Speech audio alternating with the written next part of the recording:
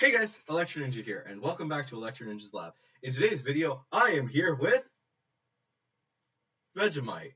Just kidding, I'm here with Quixote. He's just off screen because he doesn't want to show his face. Ever. Yeah. But we recently watched Alita Battle Angel, which that is what we are showing some love today. So, yes, Alita Battle Angel is by far one of the best live-action anime movies ever created. Not exactly a high bar there. No, it really isn't.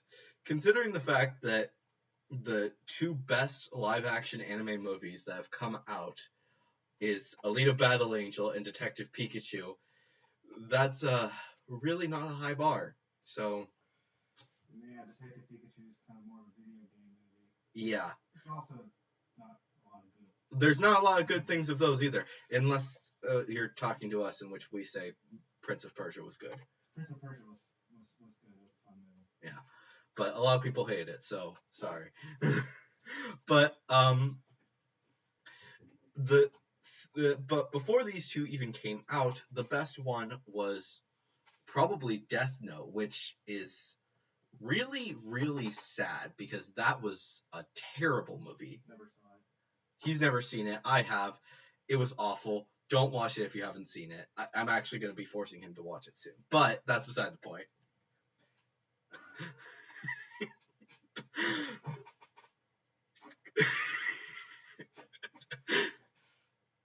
But anyways, guys.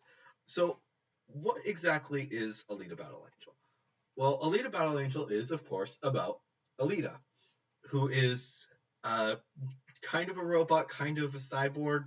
I would say more robot, but she has a human brain, so... Yeah, a human brain. And that's all that makes her human, which is weird, but whatever. So, Alita is the last of her kind of, but she's also a newish thing. Well, she's very old. She is old, but that's beside the point. We're not talking about that because that's spoilers. She's over 20. Yeah, let's say that. That's an important number, I guess. But yeah, Alita focuses on, well, Alita, right after she has been rebuilt by Dr. Ito, who is that guy. And we're not going to talk about how he got the parts to fix her or anything, except for some parts came from the scrapyard of Zalem, which is a floating city above their city, which is Iron City. Right? Yeah. Yes, they're in Iron City. And the higher one is Zalem City, which is about the rich people, and Iron City is the poorer people, which is a very common thing in a lot of anime and a lot of shows and everything. Final Fantasy VII. The new Astro Boy, I should say, and crap ton of other things. Well, it's kind of a physical representation of like kind of how people think of class systems, where Yeah. Like the rich are above you and the poor are below. The poor are on the street level. The rich have the penthouses. Yep. And I'm not 100% certain, but I believe that Alita was in the manga was actually the first one to do this. However, I'm not 100% certain because this was late. This was early 90s was when that came out, I believe. I could be wrong. Yeah, I think so. I'm not sure. We looked it up yesterday, but I don't remember anymore. I think it was early 90s. Yeah, early 90s. So there's that. So she might have been the first one to do it, but we don't know for a fact, because there could be some other things. But basically, she is. There are a few things that are important things that they say right off the bat, and that is that Dr. Ito specifically tells her to never go to Motorball, which is the sport of the world, which we will talk about in just a second, and no one goes to Zalem. So, and of course, that's what they do. Well, most likely. Pretty much, yeah. Pretty much. we're not gonna go into too many spoilers, but She definitely plays motorball. she definitely plays motorball because that is actually in the trailer. And what's actually kind of sad is that the very last scene of the movie is actually in the trailer. Yeah. Spoiler alert! The very last scene of the movie is in the freaking trailer. You don't realize it automatically, but it is in there. So the part of it is the journey. How did she get there? So yeah, they don't tell you that in the trailer. They don't, and that's actually something that's kind of important because the movie is not the last of this series. It was designed to eventually have a sequel, which is a dangerous thing for any media, but for an anime movie, especially considering the fact that very few have done well, that's extremely dangerous. I know that Death Note and Full Metal Alchemist did do that, but the simple thing is that it's a terrible decision unless the movie is really good, which this was. This was extremely good. Even if it's good, you never know if it's going to be popular. Yeah, that's another thing. So you always have to be careful when doing these things. But I personally loved Alita. It was a fantastic movie. Now let's talk a little bit about the sport, motorball, which you had a good way of saying what it was. Oh, it's it's rollerblading or like roller derby kind of, but with football. Yep. And it's kind of a rollerblades were really big in the 90s.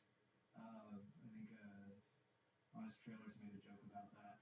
Yeah, they did. And then you just kind of combine football with it, I guess, and like or maybe sort of And also murder. Murder. Because anything goes in this. So one of my favorite sports. That's gonna be taken out of context. Well, a lot of the participants are cyborgs. Yes, so they can be fixed sometimes, but sometimes they die. So no great loss. I mean, some of them are pure evil, so yeah, it's not really a great loss for some of them. But yeah, but absolutely lots of interesting things happen. The movie does have its sad points. It has a lot of blood, but we're not going to talk about all of them because of the fact, or really any of them, because that's a lot of spoilers. And the movie starts out very nice and friendly with Alita meeting a guy and being basically a young teenager in a kind of rundown city. She has a normal teenage brain. She does have a normal teenage brain. According to the yeah, and what was his line? You have a normal teenage brain. A normal teenage girl brain, if there is such a thing. Which is just a great line, but it's so jerky. Well, if none of them are normal, isn't being that normal the norm? Yeah, but yeah, it's. But like we said, we didn't read the manga or watch the anime before checking out this movie. But we still loved it, and every single fan that we've seen reviews of has said that they liked it. So it's a really, really good movie. If you guys, it's fun. It's good. It absolutely is. If you guys like anime, especially a lot of the older anime, then you will absolutely love this. I'd say it's comparable to Astro Boy to an extent. You listed off a few. Yeah, it's definitely has a real anime feel. You might compare it to Akira or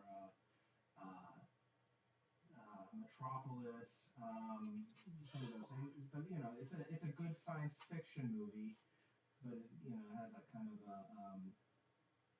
post-apocalyptic, though it's not really like a nuclear bomb apocalypse, but it is post-tragedy of sorts Yeah. movie, and you have society falling apart and then maybe coming back together, and it's Which is a bit rarer nowadays in anime. Something that's similar is Doctor Stone, but if you guys like Doctor Stone a lot and that's like your favorite anime, then this isn't really comparable to it, but because there's a lot of differences between the two. But another thing is that if you like anime for the fan service, then this is not the movie for you, because like the only fan service is one robot has somewhat human legs. your leg man. That's literally it, though. Well, that's the thing is it's like it has that feel of of noir, like 1940s, where you might instead of showing cleavage, showing a little leg is like kind of the thing. In that one scene. In that one scene, but it's like it has that. It's it gives you that kind of older movie feel of like the 40s, but then you have things like rollerblading, which is like a really big 90s thing, and then you have all the futuristic robots and its ridiculous weapons that you might see in like any anime. Yep. Well, any futuristic anime. Yeah, absolutely. Like I said, I've read a decent amount of manga. I mean, considering the fact that I have all of those on my shelf, and I've watched a lot of anime. There's always big robots. There is always big robots, except for this. Well, not super big. But, there are some big. They're medium-sized robots. Yeah. Decent amount of death. There is death. There is some death, and some of those deaths are very sad.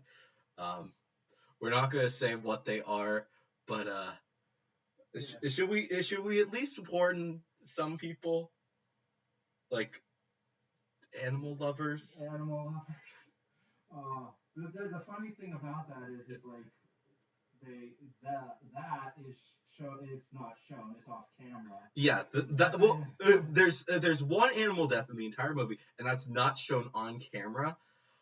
But every human or robot death is shown directly on camera, including one human that's kind of graphic. It is very graphic. Well, it's not. Yeah. Okay, not super graphic. It's not like organs spilling out like frickin' Castlevania, but it's still not something that you necessarily want to see. Yeah.